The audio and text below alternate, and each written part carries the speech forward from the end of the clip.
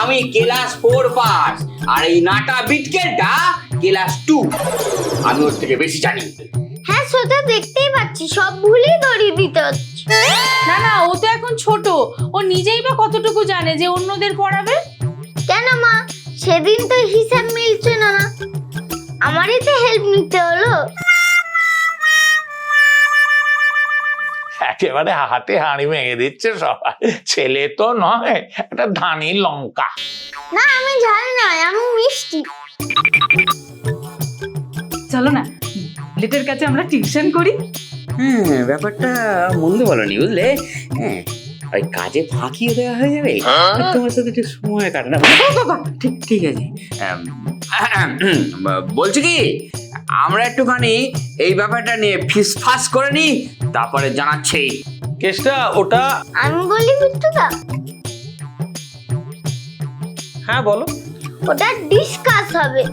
আগে থেকে প্র্যাকটিস না রাখলে ওরা আমার কাছে পড়তে পারবে না। তো যাই বল, বুঝলে বাবা, ওই ওই চাঁদা তোলা নিয়ে একটা কুটির শিল্প করবে ভাবছিল না, তার থেকে কিন্তু এই পড়ানোটা ওর জন্য অনেক ভালো। হ্যাঁ, সেই ভালো।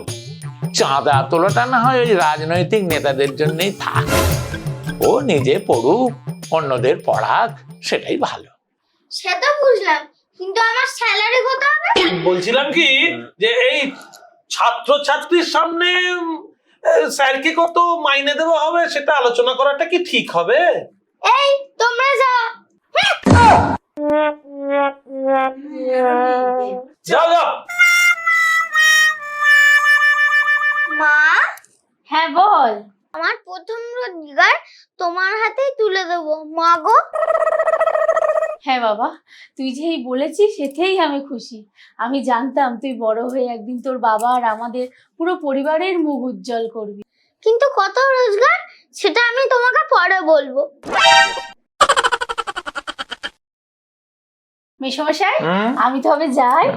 হ্যাঁ তুমি যাও, আমি কিভাবে পড়াবো আর স্যালারিটা দাদু আর বিট্টুদার সঙ্গে আলোচনা করে যাচ্ছি। ঠিক আছে। ঠিক আছে। যাও।